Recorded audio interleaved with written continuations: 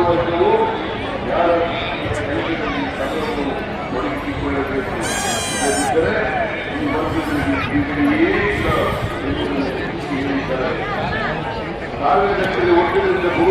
ಸಾಕಿ ವಾಸ್ತವಕ್ಕೆ ಹೇಗೆ ನಮ್ಮ ರಾಷ್ಟ್ರದಲ್ಲಿ ಉಳಿದು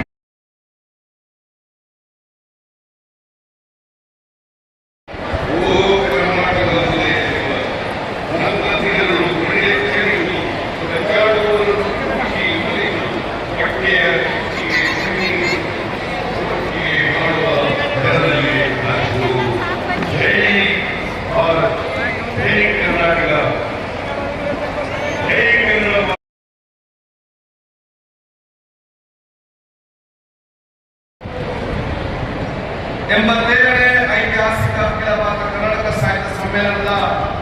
ಈ ಒಂದು ಅರ್ಥಪೂರ್ಣ ಮತ್ತು ಸುಂದರ ಸಮಾರಂಭದ ಸಭಾ ವೇದಿಕೆಯಲ್ಲಿ ಉಪಸ್ಥಿತರಿದ್ದು ಈ ಕಾರ್ಯಕ್ರಮದ ದಿವ್ಯ ಸಾನ್ನಿಧ್ಯ ವಹಿಸಿ ನಮಗೆಲ್ಲರಿಗೂ ಕೂಡ ಆಶೀರ್ವಾದ ಮತ್ತು ಸಂದೇಶ ನೀಡುವಂತಹ ನಮಗೆ ಅತ್ಯಂತ ಗೌರವಿದರು, ನಮಗೆ ಅತ್ಯಂತ ಆತ್ಮೀಯ ಮತ್ತು ಮಾರ್ಗದರ್ಶಕರಾಗಿರುವಂತಹ ಆದಿಚುಂಚನಗಿರಿ ಮಹಾಸಂಸ್ಥಾನದ ಪೀಠಾಧ್ಯಕ್ಷರಾಗಿರುವಂತಹ ಪರಮ ಪೂಜ್ಯ ಜಗದ್ಗುರು ಶ್ರೀ ಶ್ರೀ ಶ್ರೀ ಡಾಕ್ಟರ್ ನಿರ್ಮಲಾನಂದ ಸ್ವಾಮೀಜಿಯವರ ಆಶೀರ್ವಾದ ಮೇಲಿಕೊಂಡು ಈ ಒಂದು